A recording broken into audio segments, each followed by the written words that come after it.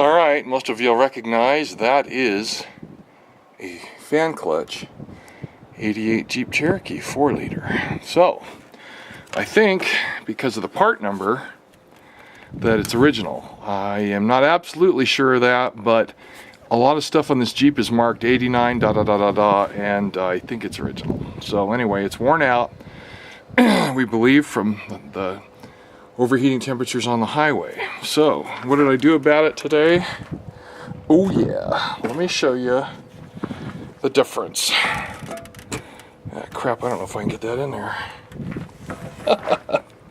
Okay, I'm gonna hold it sideways. The difference in height is 1/4 inch total. Difference in diameter is over an inch difference. You can even see it in this shot here sideways. This thing is over an inch smaller in diameter. It's rated the standard, I don't know, some standard number. This thing is heavier duty. Here's the part number. It's been recommended on lots of threads. That doesn't always make it the right part, but I'm going to try it. See there? Here's why. We live in the desert. You screw around out here with your cooling system, you will pay dearly.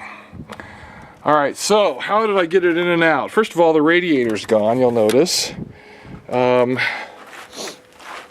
Just for a refresher.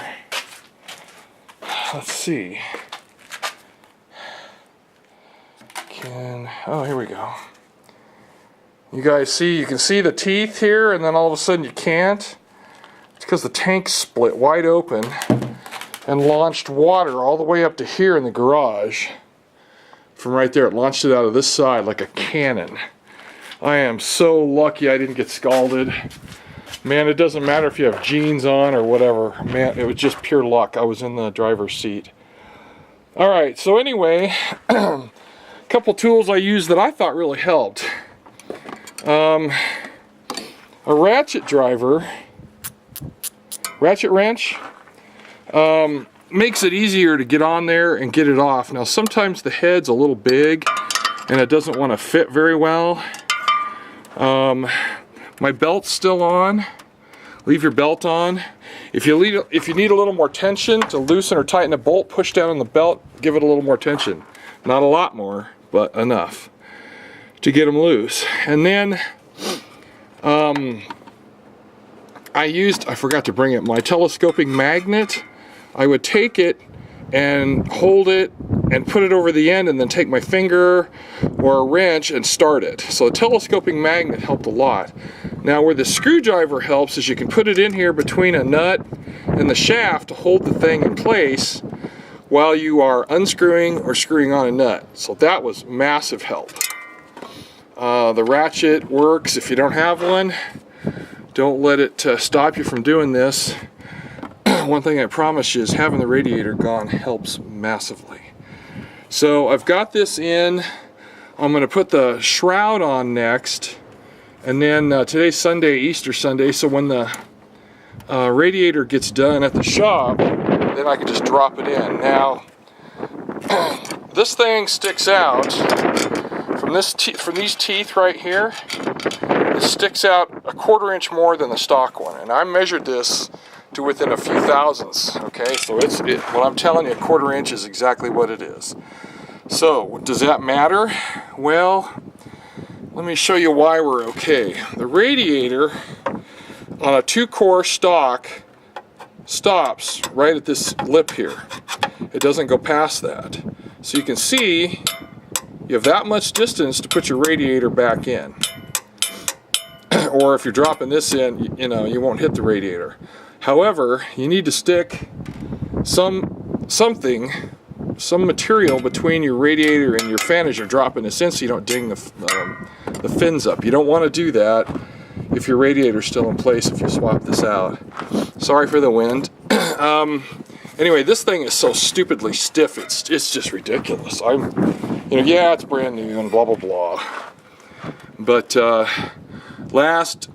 let's see, what was it, the last week of May and all of June, that's 5 weeks, we were setting record temperatures out here. We were over 100 every single day for 4 or 5 weeks. So was Vegas, and so was Phoenix. So You can't screw around out here with air conditioning. It's actually a tool for survival. If you're out on the highway or something going between towns, you don't want to be stuck on the side of the road when it's 110. It hit 113 and 109 here a whole bunch of times.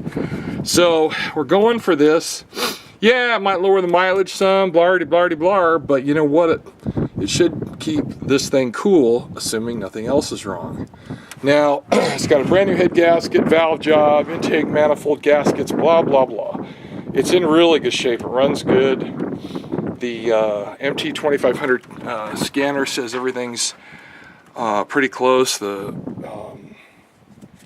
what's it called? The fuel trims are pretty close to the center. They're sometimes a little high, sometimes a little low, so it's averaging out pretty good. Anyway, so this video is mainly about putting one of these on. That 272310, there's an equivalent for that. You can get it, you know, from other places, other auto parts stores. This thing is, gosh, I think it was 1 1/8 inches bigger in diameter. It's a mauler, man. It's a mauler. But I need it. I need to have it. I'm gonna give it a try and see if it stops our freeway overheating problem. A stock one might have done just fine, especially if that bad boy is original, like I think it is.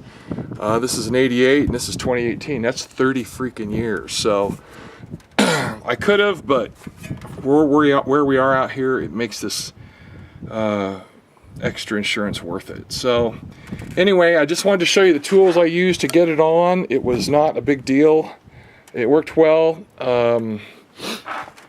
If you go into Napa, they give obviously like a military discount, I think it's 10%, but they also give you a AAA discount. So it was 41 and change before the discount, minus 10% was about $4, and then plus tax, and you're even again. So yeah, that 10% made it totally worth it. It was cheaper than the factory replacement that we originally got at AutoZone, the one that's exactly this size. This was actually a little cheaper even without the discount. So anyway, since this was recommended by a few people on the web, and the web never lies, we're going to try it out. Some other things I'm going to do is I may convert this to all electric someday. I put in an electric fan here. So I got this housing that comes off a later 4 liters that a lot of them have a thermal sensor in here. And that way I can put one in there and I'll have 2 thermal sensors. There's usually one in the radiator about right here.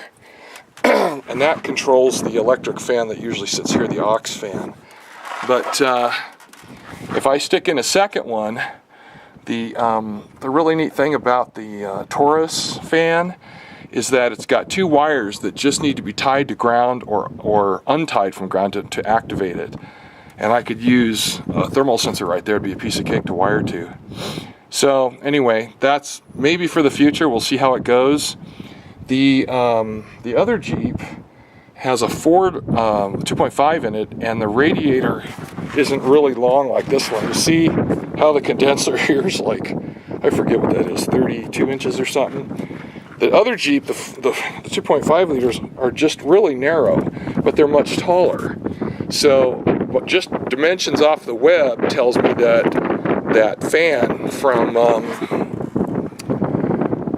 a Taurus would actually fit perfect. So I might be doing that too. So we'll see. If I can get a fan and a relay pack for the same price as one of these clutches, it might be worth it. But right now, the hot weather is getting ready to come. It's 80 degrees today, which is nothing. You know, we got a nice breeze blowing, as you can hear. But man, I need to have this thing prepped and rolling and doing well long before it gets hot. Because then you can't work out here, and then you get way behind, and it's a big pain. Anyway, so that's what we did today. Easter Sunday. Took care of something easy and dumb. And we'll drop the shroud on and drop the radiator in tomorrow or Tuesday or whenever he calls me. That's it. Happiness and joy. See you, bye.